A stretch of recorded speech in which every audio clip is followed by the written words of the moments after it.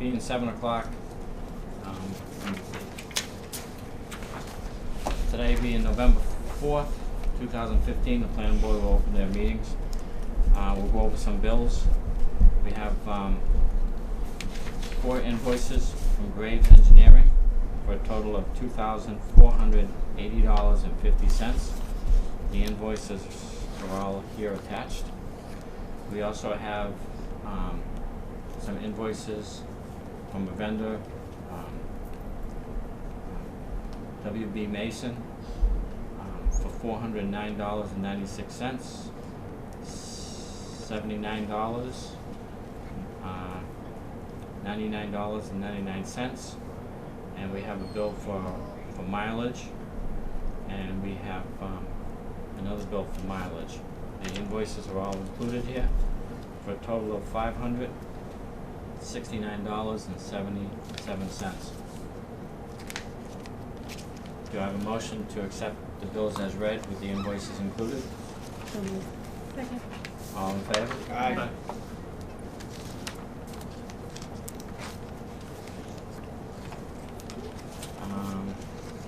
We have some correspondence.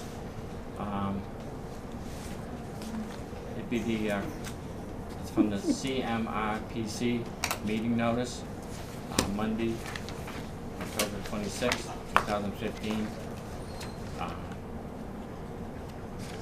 It's a quarterly meeting notice for December 12th. Alan, you got anything to comment on that? No, it's just their routine quarterly meeting. Did you get the notice yet? They emailed it out, so I printed it out and put it in the. Yeah. What? November 12th. November 12th? Yes. I've got it It's at Union Station. At 7. Yeah. We'll be there. I'll be there. There used to be quarterly dinners back in the day. We have one dinner a year now, Yeah. the annual meeting. Town of Southbridge Planning Board will hold a public hearing. Southbridge Planning Board will hold a public hearing on Wednesday, November 18, 2015. The purpose of the public hearing is to act on an application filed by Corey for a special permit under 5.1.1 of the Southbridge zoning bylaws to allow the boarding, daycare, and training facility for dogs. The property is located at 391 Lebanon Hill Road, Assessor Map 91, Lot 15. The Zoning Board of Appeals, the Town of Charlton, will hold a meeting. At a meeting held on October 27, 2015, the Zoning Board of Appeals voted to approve a variance/special permit submitted by Dave and Sue Hillis related to property located at 136 Southbridge Road, Assessor Map 44. Presently located on the premises is an empty lot. The petitioner seeks to build a 2,700 square foot house with a 2,400 square foot garage. The garage cannot be built without a special permit because of its size. The garage cannot be built without a special permit because of the size of the garage compared to the house. Isn't the garage smaller than the house? Yeah, Square footage? 24 and 27. I thought, that doesn't make sense. Jane and I were talking today when we got it in. It's very confusing. You're Yes, right. it is. One page Because, contradicts the yeah, other page it's all in the about decision. coordination, right? Yeah. Isn't that the key? Yeah. It doesn't. We don't understand it. Okay. We're all on the same page. All right. 'Cause It's I'm familiar unanimous, with, we don't understand. You familiar with it? I'm familiar with it, and then once Peter read off what the square footage was. Okay, They voted. It was approved. okay, Yeah. yeah.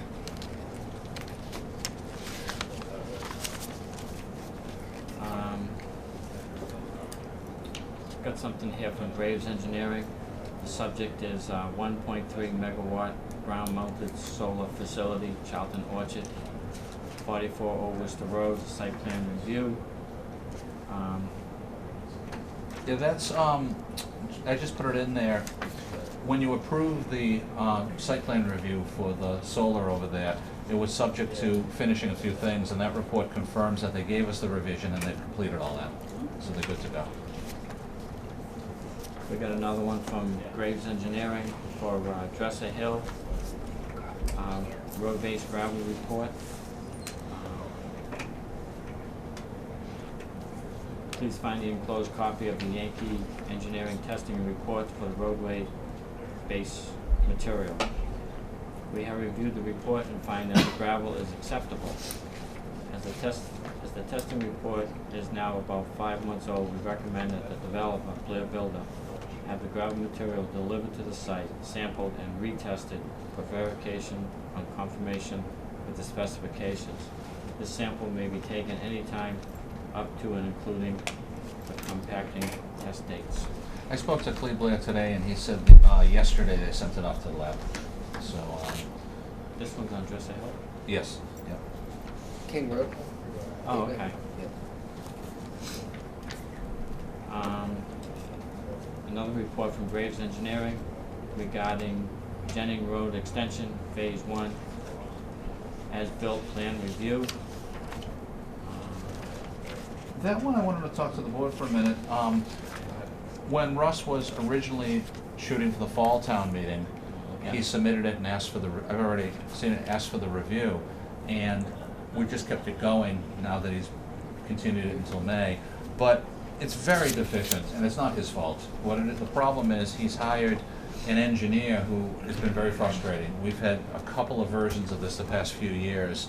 And what I like to do is, if the board is okay with it, I like to write a cover letter from me to Russ in the next week to send that to him, saying that given the amount of continued deficiency, we don't want to run out of time for May.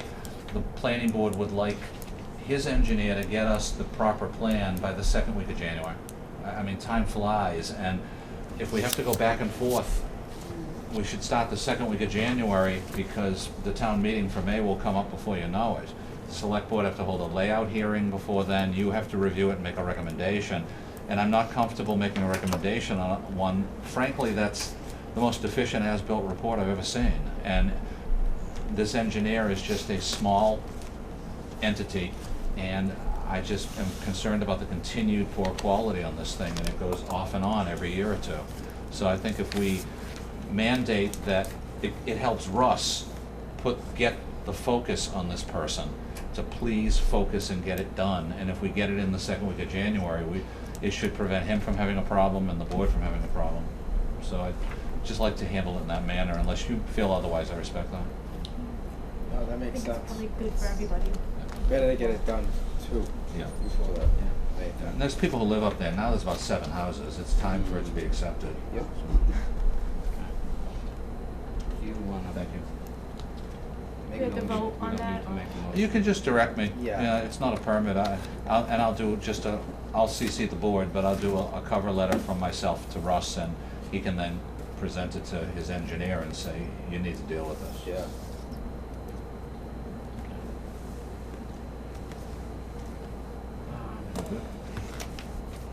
Being 7:15,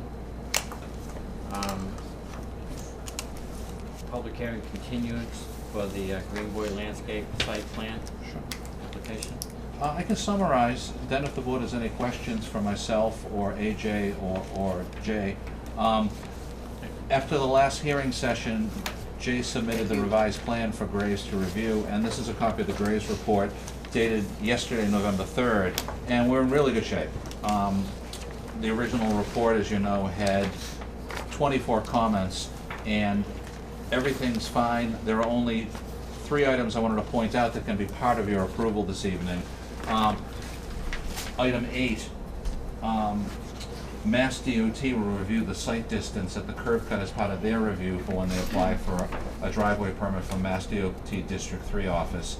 So it meets our town requirements for site standards, but federal AASHTO standards for visibility, it's short on that, which is not our concern, but he's just pointing it out. And what we would do is just say the plan will comply with whatever the decision of the Mass DOT is on the driveway permit.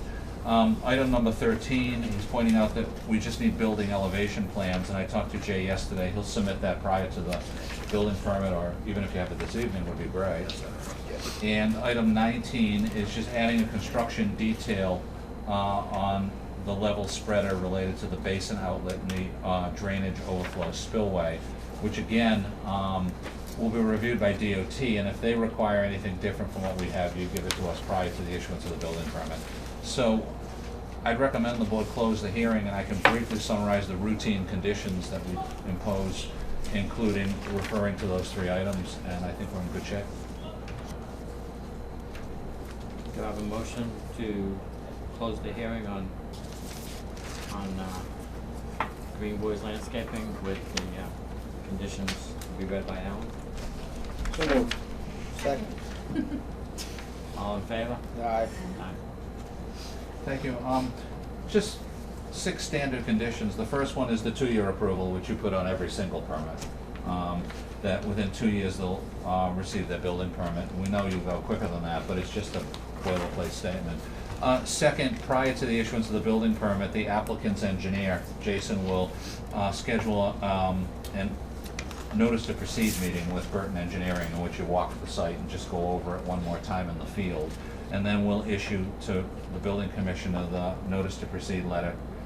Third, that we sign off on the certificate of occupancy, as we do on all site plans, and the building commissioner will have us do that. We'll sign off once Graves does a final inspection on the parking lot and the drainage. Fourth, attaching the November 3rd report, and prior to the issuance of the building permit, with Mass DOT, those last few items will be addressed. Fifth,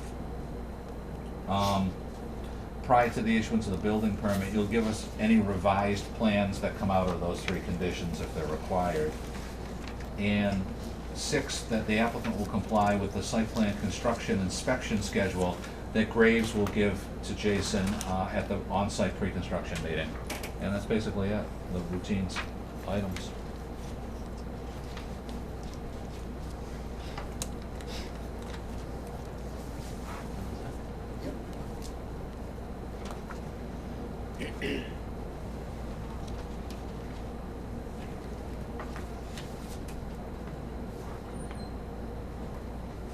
Do I have a motion to accept the plans as shown to us previously at the other public hearings and the proposed agenda items that Alan just read? So moved. Second. All in favor? Aye. We'll write it up in the next week, get it to you guys, and mail it to you certified, and then you're good to go. And as we discussed earlier, you can move forward with the building commissioner's office during the 20-day appeal period. If something did pop up, he would just freeze everything. Okay. So you're good to go. All right. Thank you. Thank you. Thanks, have a good Yeah, day. thanks. Have a good night. Thank you. Ron, here.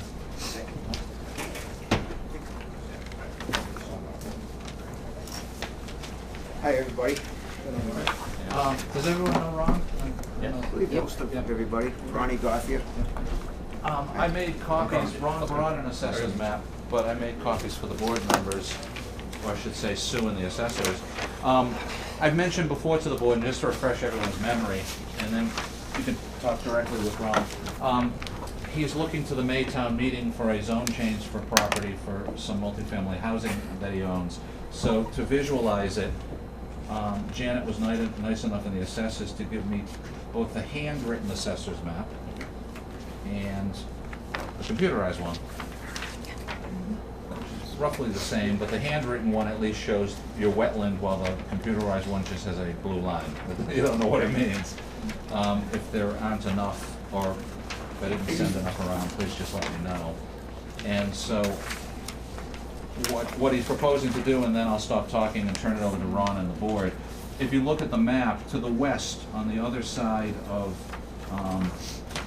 City Depot Road, the zoning is R40. On the east side, where his property is, the zoning for that side of the neighborhood is Agricultural A. Agricultural A, the only principal residential use is large lot, single family. So we have to pull the zoning over through a zoning map amendment at town meeting for this parcel, which is completely legal because it's not spot zoning, you're just carrying it across the street and making that agricultural A, and it's roughly 38 acres. So I think it's best to come in, have a conversation at this point and move forward. I can bring up a few points procedurally, but I'll wait until it just comes out in the conversation. Alan, I just want to point out, if I'm reading what you just said about the R40 being across the street, I believe it's right through this pink line across the property. I believe part of this is already R40. I don't know, is that what you just said? I'll check the zoning map in a minute, but I thought when I looked at it, the R40 was on the other side of the street. But I can check in a few minutes. Yep, Well, okay. the bulk of it, obviously, you're looking at to have to change the zoning. Right. One quick question. So what specifically would you like to do under the zone change, type of units and number of units type of thing? Just give the board a sense of what your goals are. What we're looking at right now is taking the frontage that we have, and we just inquired this corner also, so I drew it in green, the corner. We'd like to take that and bring the zoning up to the whole parcel. Use the frontage and calculate how many units I can get in. Typically, we're looking at, I believe, putting in duplexes for housing. So that's basically it at this time. I mean, we've got town sewer down here on 31. We're looking into talking to the sewer and water department as far as grabbing water off Stafford Street and coming up J. Davis Road, but that's something we're yet to look into as far as not going with private well, setting up a water district. To sell or lease or to rent? To start to rent out. I'd like to set them up as condos and then at someday maybe sell them. The amount of units is unknown at this time. We're toying with that with the engineer. He's playing with it with the frontage that we've got without going, it's up and over 50 units. Who's the engineer that, we talked about a few possible ones. Well, Who'd they look I've on? been talking to the gentleman just left, Jay, Oh, and I've been talking to out of Paxton, Kevin Quinn. So I've got to pick one of them real soon. they both have experience, they both know what they're doing. Yeah, I like them both. So and then that's it right for now. One of the other reasons for not staying down where Alan will check this R40 is the topography of this section right here is very steep. And it shows like there's a constant wetland in. There is a wetland crossing to come through. It can come through there. It just makes more sense to us at this time to come up and move everything up here to the high end drier land and not impact the wetlands as much. And the topography is really quite extensive and expensive to build up. That's the idea of jumping up here. There's virtually no wetlands up there. So you have to change the zoning to Yeah, accommodate because this. the agricultural zone does not allow duplexes. The R40 does. Now, a couple items. One, a town meeting vote would be, you need a minimum of 2/3 of the town meeting attendees for the zone change. And then beyond that, when you move into permitting and such, you're definitely talking a definitive subdivision. You'd be proposing, if you're doing duplexes and such, because I had thought earlier in our conversation you were thinking more possibly apartments and such, a multi-family development, but duplexes, in terms of how you'd actually develop the site, you need a subdivision plan, you need to be creating roads and frontage in there. You do. Yeah, because when we had talked earlier, you were saying multifamily and you were really describing to me apartment layout, which is buildings with apartments. Duplexes are allowed by the zone change, but thinking out loud, you'd need, unless you're doing senior living, which you'd need a senior living special permit, and you'd still need the subdivision. When Rob Lansky, for instance, did duplexes, it was a 55 and over senior development, it just hasn't been built yet, but it's shovel ready. Right. So he came in for the 55 and over special permit, but he still needed the definitive because each duplex unit is going to have frontage along a roadway, and you don't have the roadway. You've got frontage limited out on the existing road just to access the vacant parcel. So you're looking at a subdivision. What about townhouses? How does that? Well, the townhouse thing is usually keeping everything on one lot, and then you still need frontage under different formulas in the bylaw, and you know, you have to calculate with your engineer how to create that frontage. And that's why Rob he had the same situation, just the nearby roadway was a couple of 100 feet of frontage. So you're really creating, in single-family homes and duplexes, you're creating frontage as you go along internally. An apartment building is a different type of calculation with apartments and such, but duplexes are very traditional on how you create it, similar to a single-family home. Ron, how much frontage do you have on City Depot? 900, approximately 948. 48. Altogether, it's up around 1,700. And that's how when we talked earlier, Alan, that's what we've been using for a calculation with the 1,700 road frontage in place. When we were talking, we were doing the 150, the 50 for the second unit. Well, we never talked about duplexes. You gave me the Okay. impression this was gonna be an apartment complex. That's a Okay. different way to calculate. Now, being an apartment complex, is there a certain amount of units that has to be in a building to make it an apartment? I couldn't tell you sitting here, because No. we've never had a proposal for anybody who done it, honestly. Right. It's in the bylaw, but Yeah. we'd have to look it up and see what the specifics are for it. Okay. All right. Is there town water close to 31? It's up on off J Davis, where J Davis connects the steps. The Bass Pike's over here. Okay. Approximately 1,500 feet. So maybe 1,100, somewhere in there.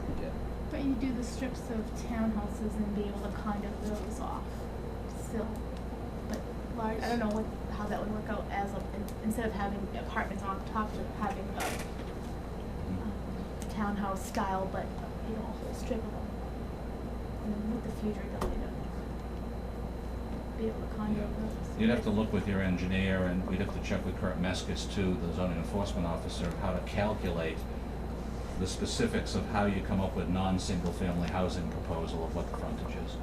But, just seeing the need for the internal roadway system to be considered, even if they're private roads. Right. You know, and the condo association keeps them as being considered the frontage to get you up to that number in that type of a proposal. So, okay, well, I'll put that in front of the engineer and see where we go with it, instead of speculating without looking it up. That other piece of land that you were talking about, the one that's labeled 20, Yes. 1.84. Is that a vacant lot now? There is, there's a house on it now. Okay.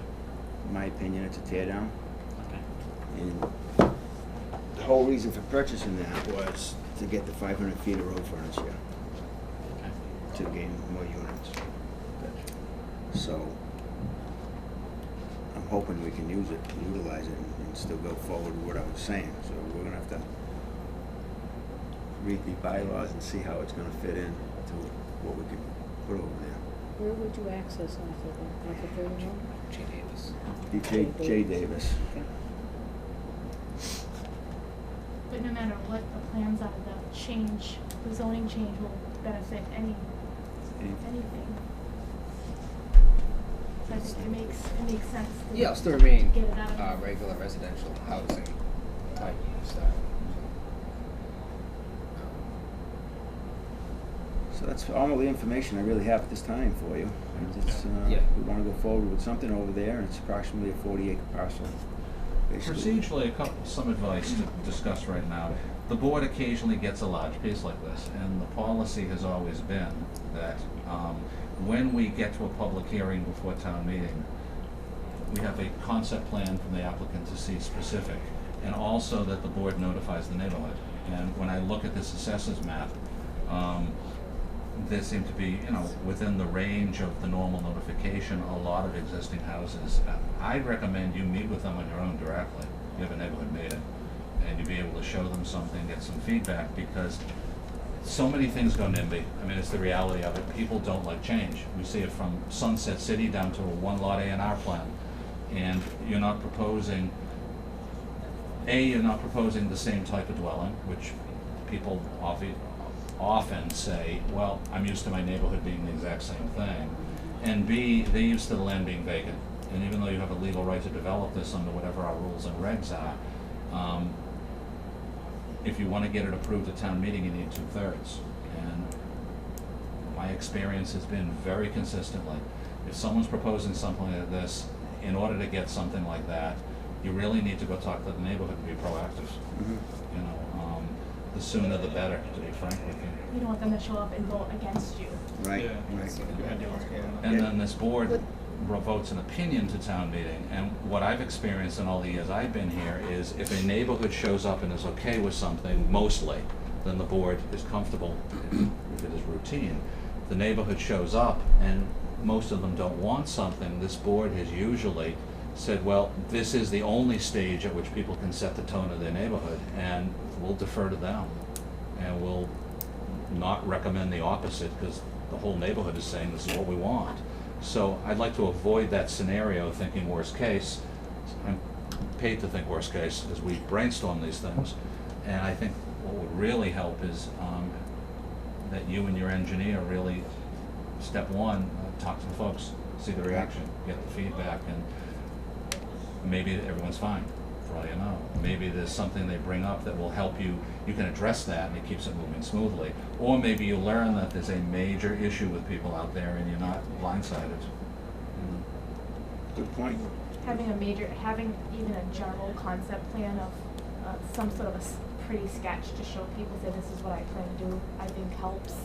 So in their minds, they're not gonna see a giant low-income housing project on but No, in their right. mind, they're gonna see some nice looking condos.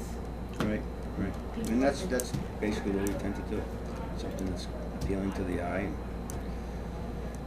And people are usually afraid of what they don't know. If you Yeah. go out and you present it to them, saying, this is what it's gonna look like, this is the number of units we're planning on putting in, they know it up front, Right, okay. and they won't be gunning for you on. Because if you don't tell them what you think you're doing, they go to a worst case scenario. Yeah. Right, exactly. And I'll get the phone call and they'll be describing something that is nothing like what you're proposing. Right, right, And 10 okay. times as big. So it's great information, Yeah. Get some nice, Yeah. get it together what we're actually doing and get some pictures maybe and have a group meeting over there in the neighborhood and show them what we're gonna do. Is there anything on this 38 acres now? Yes, about right where number 13 is my house. Oh, okay. Yeah. So we probably be leaving this whole the south side alone. I think it's a north side. side. North side. So you're gonna be looking down on the project yourself? Possibly. Might be putting a privacy berm in so they can't see me, and something. You know what would shrubs also on it. be interesting, when your engineer starts looking at it, it's a large piece of property, and if he thinks, whichever one you go with, thinks in terms of looking at a layout of a cluster subdivision, you can do a duplex cluster subdivision, then that might allay a lot of the people's concerns if you get concerns about, look, I'm able to go with smaller lots to cluster them, and that way I'm giving you people even more buffer, but I'm still getting what I need. I would say at this point, most of our subdivisions are clusters that come in here anyway, at least 4 out of every 5. Right. And that's enabling people to get in their amount of units in a smaller piece of property. Yeah, it's a win-win in that you cut down on your costs. You don't need as much spread out. And Right. you don't need as much road access and frontage and lot-to-lot type of thing. And that cuts back on your infrastructure costs, you get the same number of units.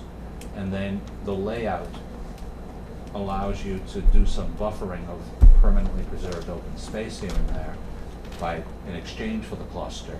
And your engineer designs it in a way that makes a lot of the abutters comfortable. We go through that all the time. It works pretty well.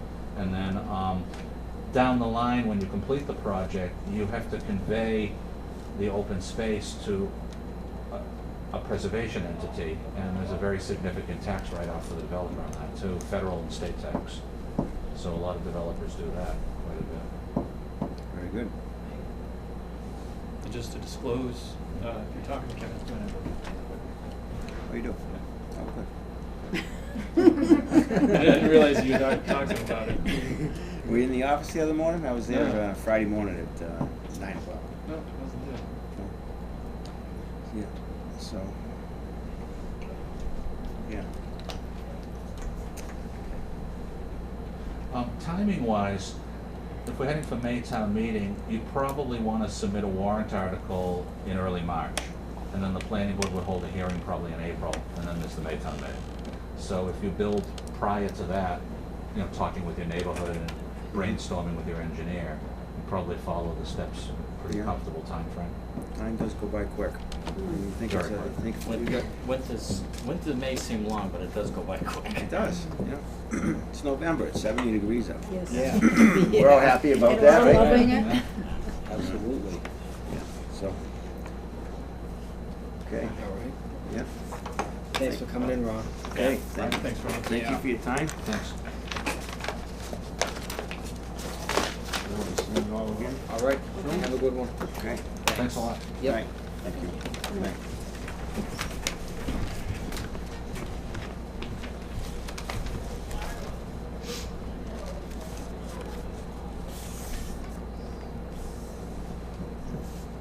Alright, being 7:40, we have some permit administrations now. Thank you. The first one is the St. Mary's Way subdivision that Thaddeus Stoder and his wife are the developers, and as you know, they haven't developed it yet. It would be 4 lots up off of Stafford Street on the property where they have their current house, and it's the annual extension approval for the definitive subdivision and the cluster special permit. That's another subdivision that, you know, they save the open space in the cluster and it works out. So you'd extend the approval period to November 16th, 2016. November what? November 16th.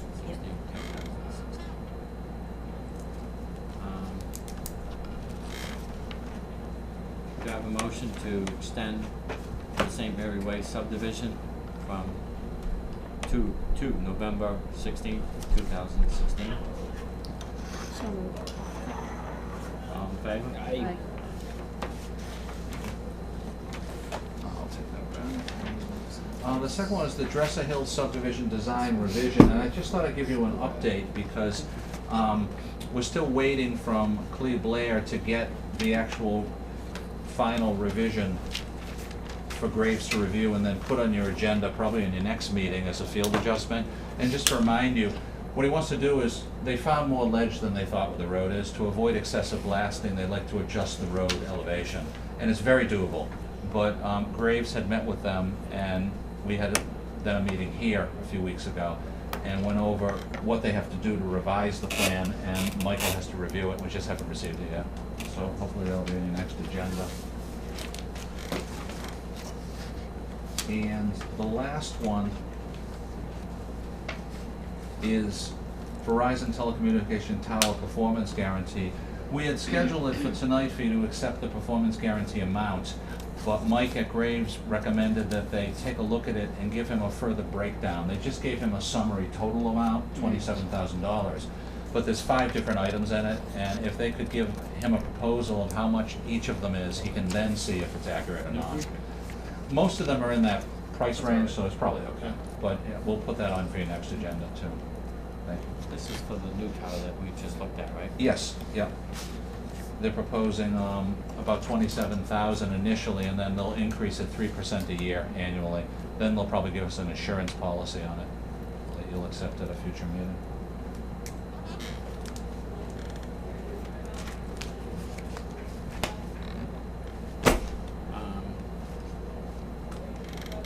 I don't believe we have to wait till 7:50 for the next item. No, these are just administrative items. Thank you.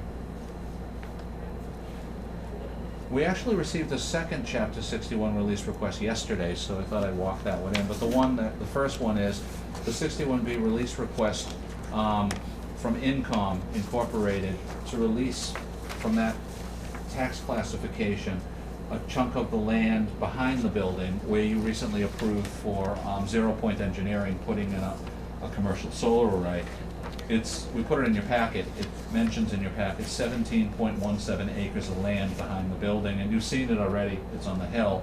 So the way it works, to refresh your memory, is under Chapter 61A or B, agricultural exemption, they've had a lower tax rate, and now that they want to take it out, the planning board, the assessors, and the conservation commission are all certified the request, and you make a recommendation to the board of selectmen. So your recommendation would be to the selectmen that whether you have an issue or not. The only time you've had an issue is if they abut a school. Then you just recommend that they also check with the superintendent to see if they have an issue, type of thing. But it's pretty routine on this one. So I'd recommend that the motion be that you're making a recommendation to the select board that the planning board has no issues with the release request. Do I have a motion for the Chapter 61B release request by Incom? So moved. Second. All in favor? The next one came in yesterday, so we added it on, and Jane colored up a map for you. It's also related to a commercial solar array. You recently approved at the intersection of Route 20 and Sampson Road for Nexan solar, they'll lease land from the Kozowskis, and the Kozowskis have their land in 61A also. And just to show you, the part in yellow is the section being removed, which is about little less than 14 acres. And the remaining part of the 43-acre site will remain in both to the east and the west for now, because they're not proposing development to the east or the west. So it's just that middle section with the yellow boundary that's coming out, and I'd recommend the same recommendation to the select board. Do I have a motion to recommend the removal of 61A for the project of the solar farm? So moved. Second. All in favor? Aye. Aye. Thank you, Mr. Chairman.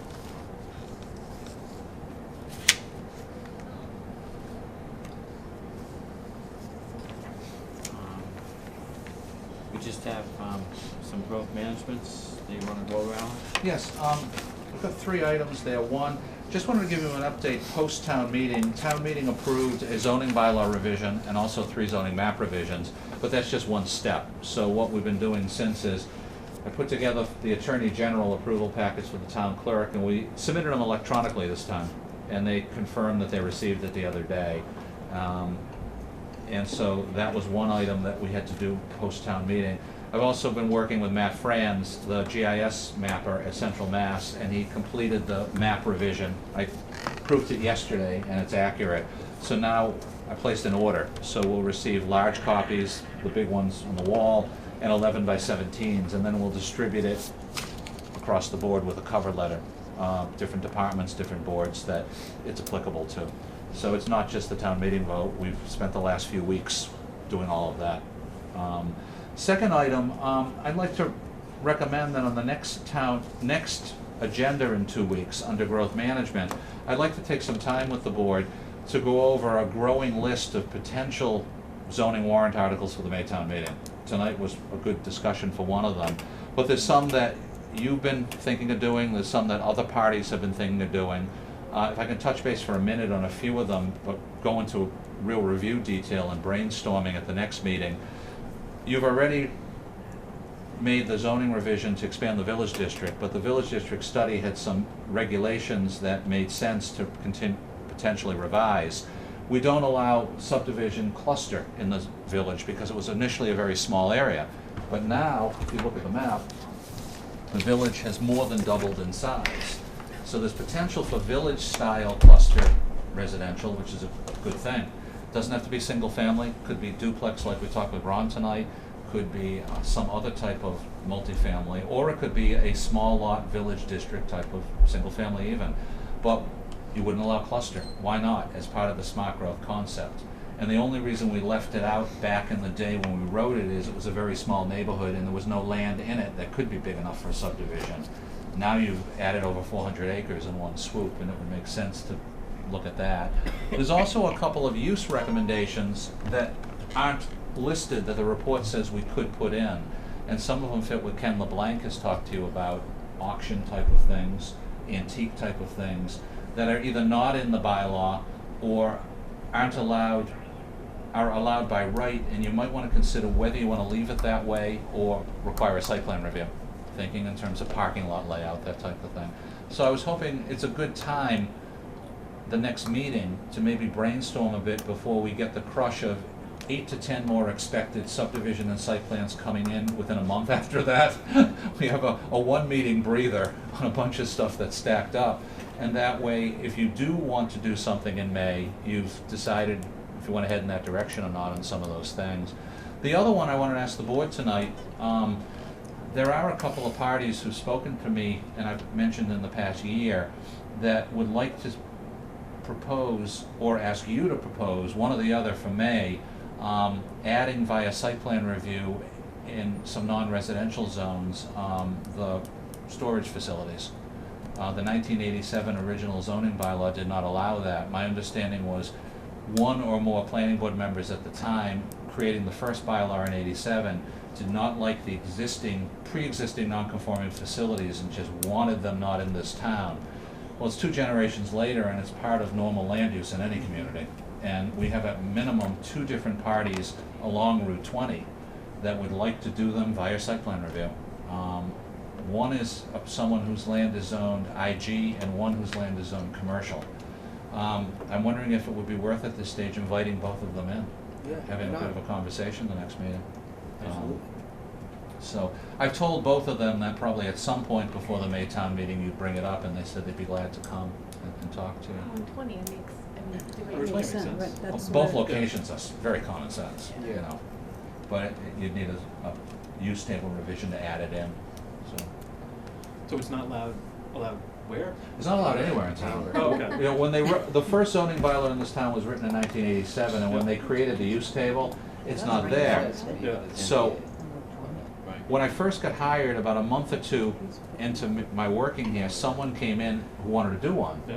and said, it's not in your bylaw. So I said, I'll ask the planning board. So the board told me, this was 14 years ago, so they had memory of it. The board at the time told me there were 1 or more members who really didn't like the existing ones and insisted, as board members creating that we don't put them in the bylaw. And at the time, the board said, well, let's leave it that way unless the person is serious and really wants it. And the person who asked at the time was just asking, really didn't push it. But now you've got 2 serious proposals, Yeah. perfect locations. The way they're designed in today's modern era, it's not Right. 30, 40 years ago. And you see them all over the place, even in. Yeah. They've also done their business homework, and they find there's a need in town. They've done an analysis that they would get leased up pretty quickly. So, The one Well, that they're I'm just aware of in expanding town one up looks there. good, yeah. Yeah. yeah. Right. It was a different century. Yeah, You don't need many so they, places. basically, we'd have to add something to the bylaw then. Yeah, we to just add a allow- line in the use table. Yeah, Does it's that go really, before does that go before the voters? yeah, that would, it would be a zoning revision, needs 2/3 vote. We'd have to present it, hold a public hearing beforehand. Would there be much of a public worry about something like that? It seems pretty. On 20 now. No, Yeah, not it's 20, under I mean, 20, yeah. The types of zones you're proposing only exist on 20. Yeah. Not anywhere else in town. And then, there might be 1 or 2 others. A couple people have mentioned maybe they'd like a zone change for something, for ideas they're thinking development. So I can check with them to see if they're serious or not, and see if it's worth doing. Whatever happened to that mini golf course? He ran into a financing issue that I think he's resolving. Okay. When he first proposed it, he said he was going for bank financing, and then he decided to fund it himself, and he ran into money problems.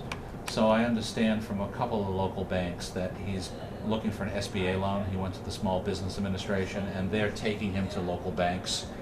And SBA thought it was very viable, so he got through that first step, that it looks good to them, and they're trying to help him connect with a loan. So he's hoping that he'll get that lined up over the winter, and when the weather clears in March or April, he could just finish the project and open for a full season. Yeah. Keep our fingers crossed. Yeah, and he's got a fair amount of stuff invested there now. Yeah, it's done a lot of work. Yeah. You know, looks Yeah. like the rugs, the greens are all in rolls out there. Yeah. Isn't it wild? Hopefully it doesn't deteriorate.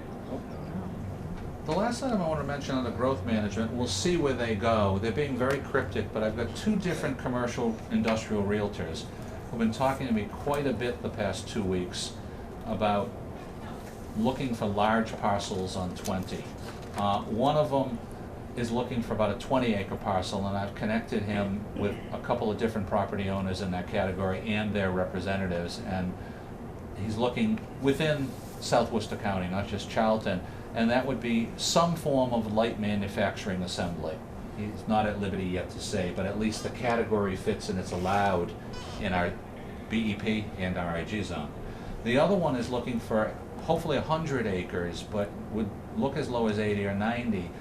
And that one's a little more cryptic in that all he's authorized to say is that he's looking on behalf of a utility company.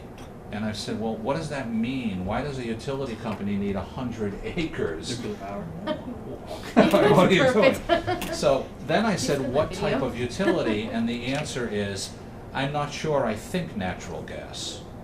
Well, I said, again, for me to help you beyond giving you names of contacts for that, to really work with you, Yeah. I need a little more information. So all I've done at this stage, because he's called me twice and he's not authorized when he requested it to give me more information, I've connected him with a couple of parties who own that, and he's claiming that one of them is very interested and wants to meet with him. Hmm. But I don't know what it is. He's just, the broker is honestly not authorized to say anything beyond what I've just told you. This is very gray. I don't know if that's a good project or a project we'd have concerns with. So I've just been very honest with him that, you know, when you can tell us more, it would be very helpful, because we want to be able to work with people, so. We just don't like wind towers He thinks it's natural gas, and I just don't understand what they need a 100-acre site for. What are they proposing? Natural gas comes through. We have the Tennessee Carpenter, line that right. comes through as a regional distribution line. I'm not sure what he, Carpenter Hill, Yeah, that's is that it? That's the only gas line. the only one that there is, I mean, There's the small one that branches off to Spencer, over by Partridge Hill Road, Partridge Hill and Oxford, cuts through Pete Millet's field, and that feeds Spencer. It's a 9-inch line underground. Charlton doesn't have natural gas. I just don't understand what a 100-acre site is needed for a utility. Yeah. Yeah. You know, Unless they're going to do a regional distribution for materials for who knows, I don't know. yeah. Large That's solar it. field? We already have a Millennium Power in town. I don't think you're gonna get a second one proposed. No. You know? Well, we'll see, and it may go nowhere, you never know, but he said he had one of the landowners, I connected him, he said was very interested in wanting to meet and go over a potential purchase and sale agreement. If I had that, I'd sell it. So we'll see. I have my list later on stuff, but under growth management, those were my items. Thank you. Okay. Do you wanna go into the affordable housing project? Sure. I thought I'd just mention first the PATH grant, and then we could Okay. present on our other project. The PATH grant, as you know, is to have Scanlon Associates and Graves Engineering as joint consultants analyze the land across from Bay Path that Bay Path owns. It's about a 90-acre site, and we received a grant from DHCD to do an analysis for potential feasibility for development in general, and also for some affordable housing, hopefully down the line, as on part of the acreage for the housing authority. And not to repeat it in detail, but as you know, we went to Bay Path last year, and they were very supportive and thought it was a positive not just for the affordable housing, but for potential analysis for them to use the land for school needs in the future. Plus, the housing would only need a small portion of the acreage anyway.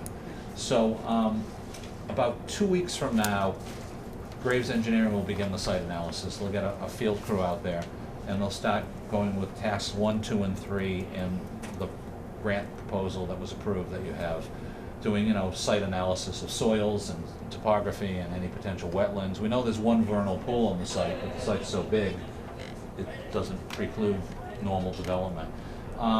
There's a couple of meetings with the planning board built into the project schedule, which is from this upcoming month through June 30th. And at some point, it'll get back on your agenda when we have something to review. And also, down the line, one of the tasks in the grant is a limited amount of funding for Bill Scanlon to reach out to a real estate attorney to just do a due diligence on the property. That was at the request of Bay Path, because as far as they knew, there were no title issues. But they said, wouldn't it make sense at this stage to get grant money to look at all that right now? And the state agreed and said, yeah, we'll give you some funding on that. So there is a local match from the planning board of $2,500. There's a local match from the housing authority of $2,500, and then the grant is, I believe, $20,000. And we're funded in our current budget for the planning board match. We're okay. So we're in good shape. So I'm hoping maybe about, you know, the month after next, we'll have something solid to report on. The other one is, and I've mentioned it before, that mass development seems to be a potential funding route. And I won't repeat everything we've talked about before for the expansion at the existing Meadowview for the elderly housing. But Mass Development recommended a particular consultant, Rick Lafertz from Leominster. So we had a meeting with him last week, and he brought in also a nonprofit potential partner. So I wanted to throw out some thoughts and questions and see what Jeannie thought of the meeting. I think there are pros and cons in that meeting, a little of both in my opinion of some things, but I'd like to give you a chance, instead of me just talking, of, you know, any thoughts you had about the meeting or the idea of working with Mass Development and following this path. I think this is where the real funding is versus we hit the wall with the other path Correct. because of just funding constraints at the state. They want to approve us, they want to give us the money, with the other idea of funding it from 3 different accounts under Cape Racer, but they just don't have the money at the moment. And this is an available path that can keep the project going now through Mass Development, a different state agency. Jane and I have been thinning our piles of paperwork in the office, and I just wanted to pass around, found the other day a really good set of information from Mass Development of who they are and how they fund projects. So I just thought I'd give you that. Wouldn't these projects, the PATH grant for up by Bay Path and for Jeannie's project, help the water department with their water consumption? Mine would Sure. definitely, I'm Yeah. already on it and everything, Yeah. absolutely. Sure. You know, we're using 2,000, 2,500 gallons a day, and if we're, Really? yeah, and what we're looking at is like adding 26 more units, there's 30 units there, so you're looking at another almost doubling the usage, so So they're yeah, looking for usage to Right. keep the loop moving. flowing, so. Pass this one. They brought with them a potential nonprofit partner, Worcester Community Housing Resources, and this is the packet they gave us.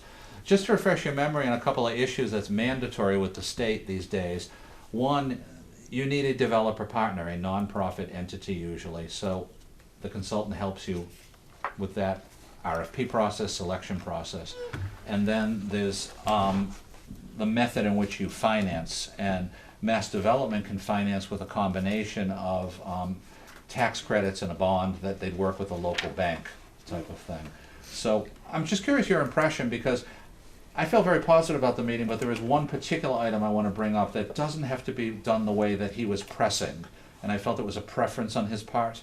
That was the 99-year lease for the Yes. nonprofit entity. When we met with Mass Development, they said that unlike the other alternative we were pursuing, the nonprofit developer, in terms of getting their finances out of the project, would only have to be the temporary owner for 15 years. 15 And then years. they would flip the buildings back to the housing authority. Which was very appealing. Yeah. That was, I didn't say anything because it was just a preliminary chat type of Right. meeting, but what he was saying is not mandatory. He was pushing hard that community housing resources, if you partnered with them, to me, that's in perpetuity, 99 years. Right. But I don't see why that's required, but I think if you're serious and want to pursue this route, you'd be A, hiring him as a consultant, and B, before that, we'd have another meeting with the staff from Mass Development. Right. And I think we'd revisit that with those people too.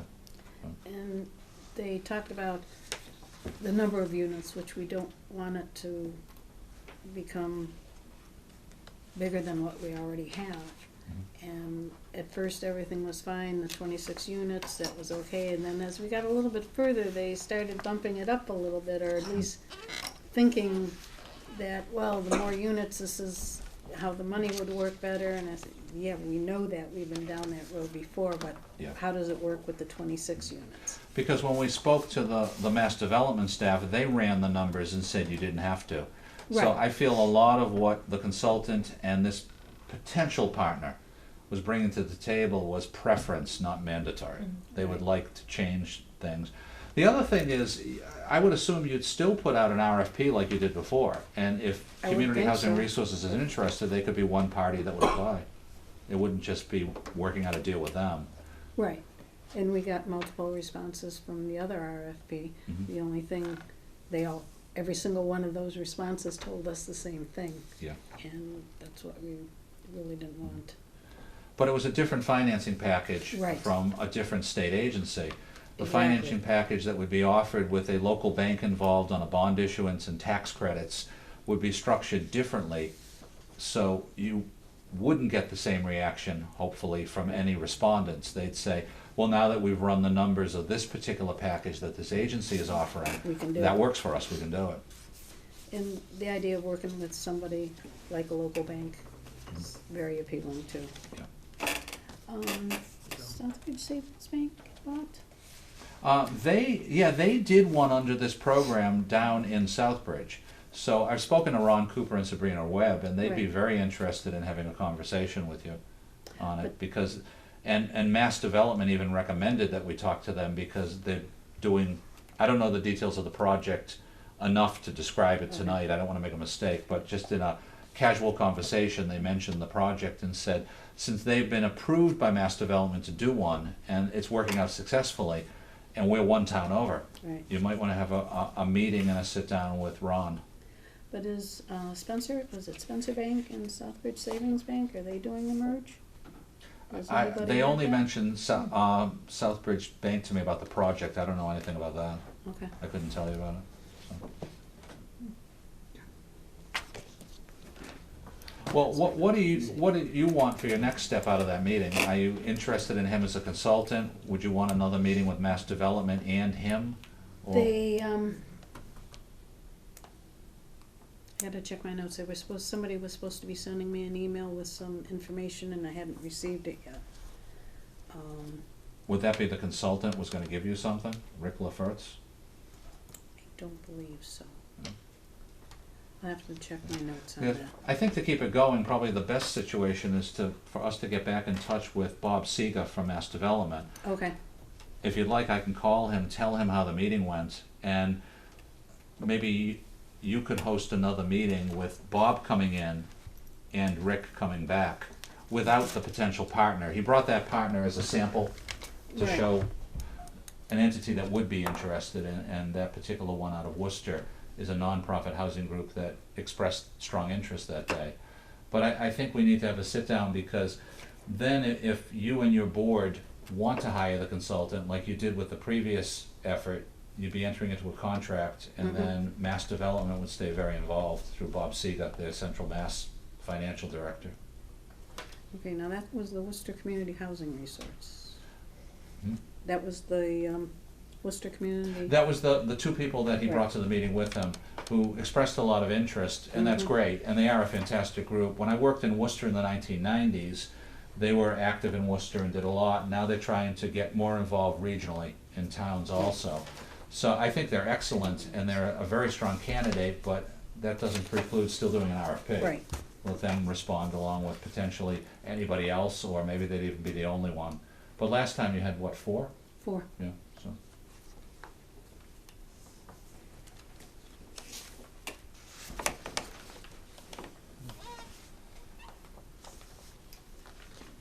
Pretty much done with that part of it, Alan? Yes, thank you.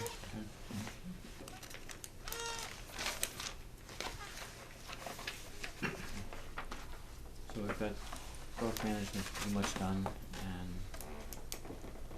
affordable housing projects done.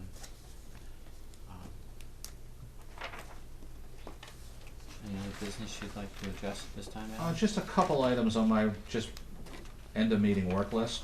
On your next agenda, it's the time of year that Jane and I deal with the cell tower companies on a lot of compliance, so we'll have either 3 or 4 bonds for increasing the annual ones. 3 from SBA, because they own 3 of them, and another one from a company called Global Tech that owns 1 of them. Also, you may have noticed that since they did some repair work on the cell tower flag next to the bank on Route 20, the flag is missing, so I spoke to SBA last week, and they've scheduled a crane for next week, sometime between Monday and Friday. They had assumed, they were glad I called, they said, we assumed that the contractor who fixed it put the flag back, we didn't go out and follow up. And they said, I guess he left with his crane and didn't put the flag up, so they need to get another crane out there. It takes a crane to put the flag back in? It's not on a... Guess so, not on a. Well, they've got to set the lanyard, they didn't put it back, they've got to get back up there. Okay. Yeah, you're right, otherwise they can just do it, but they did the repair and didn't reassemble the whole thing. okay. They just left it on the Expensive ground. mistake, huh? Just a couple other items. I had a working meeting today, I just wanted to update you, because it'll get more and more on your agenda this winter, with the Ponican subdivision, Mike Mallett Yeah. from Hometown Bank. He brought in today a potential buyer of the subdivision with an engineer. And we went over what he's putting together through the bank for this winter by submitting a revision to you that will dead end in the middle, so we don't have that cliff road through that just cannot be built. And that got the potential buyer up to snuff. And also, we went over a few other adjustments that would fit that piece of the whole thing. So at this point, they're gonna go back and see whether they're still interested in the project and all, but irregardless, whether the developer wants it or not, the bank is still coming forward this winter and will be on your agenda to revise the plan the way we've talked about it before. So that's in the pipeline and moving That's forward. for that Henry Vista one, right? Yes, Mm-hmm. yep. It would require a public hearing, because it's revising the cluster special permit and that. The next 2 solars are coming in the very near future. Monday, we're gonna get phase 1 of 0 Point's mini network. Remember, there's a 2-phase network of 1 meg sites interconnected. And phase 1 is gonna be 4 1 meg sites interconnected up on Mrs. Nyland's property. 3 of them will be on her property and 1 will be on an abutters.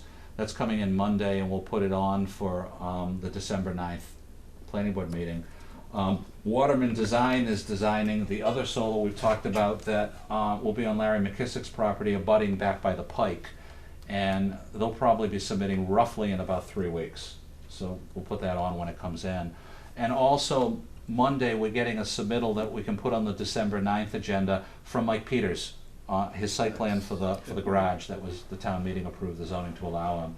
So I met with him today, we went over everything, he's in great shape, and he'll submit it on Monday, his paperwork. So your December 9th meeting will have Mike Peters' site plan for the garage, and we'll have the 0 Point phase 1 to get that going. 2 other quick items. One, again, lately we were just thinning paperwork and finding some things, and at the last cell tower hearing a few weeks ago, some of the abutters were concerned that they read on the internet about potential cancer from cell towers and all. So a few years ago, with the previous application, we had done some research and found a clear article from a health source that all the studies show there's nothing. So I just thought as a reference, I'd give it to the board to hang on to, because it'll come up again when the next cell tower comes in. 2, 3, 4. And the only other thing I have is, I did receive in the mail the other day a written response from Brian Palea, the town manager in Oxford, acknowledging that he received the copy we sent him of the planning board's denial of the request to consider splitting my position between the two towns. So for your own reference, I just thought I'd give you your own copy. 3, 4, and 5. And those are my items. Thank you, Mr. Chairman. Okay.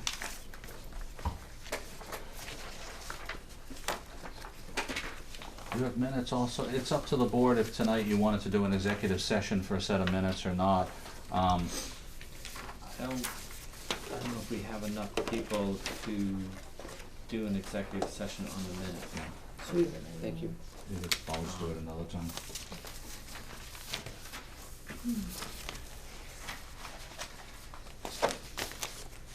We could do regular minutes, but then, Yeah. the planner, the executive ones.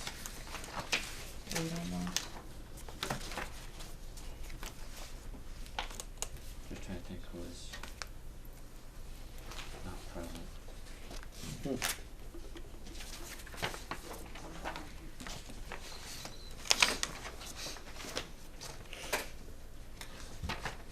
Look at this too.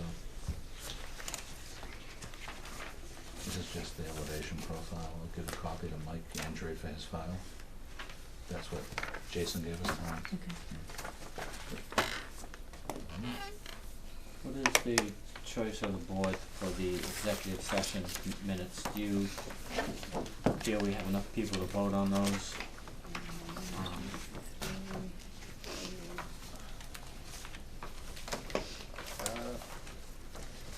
The only one I can see is, I wasn't at the August 12th one. yeah.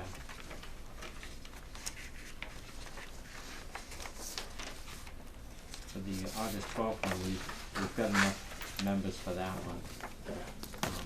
Yeah, Alicia's not here for that 16th one, right? And she wasn't here for the 16th, but Carl's here. I don't know what we're going to do, I'm just gonna run it away. Yeah. Yeah.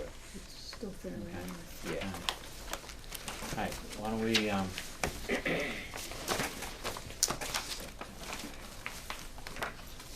can we review the August 12th minutes? Yeah. Take a minute and review it. On the second page, Janie, on that one, there's, an A and R, were there 2 A and Rs for Blood Road? Yes, they were. Okay. Yep.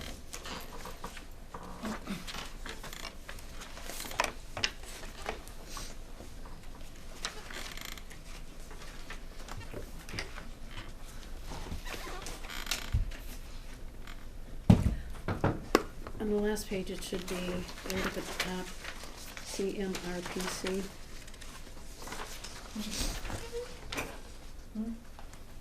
Yeah, yeah. Okay.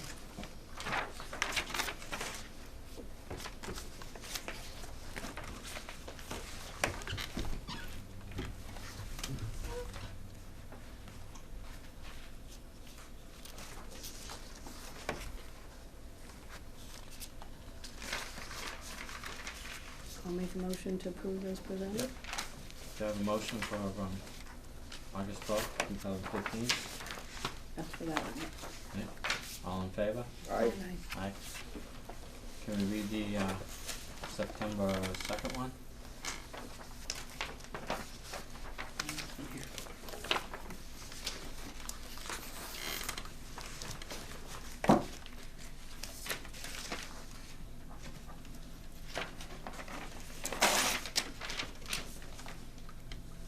Any questions on the September 2nd minutes?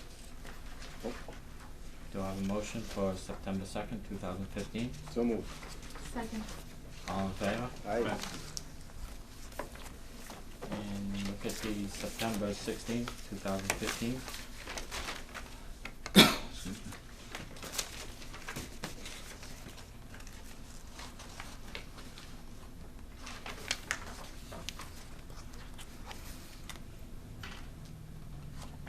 Do I have a motion for, any questions on September 16th?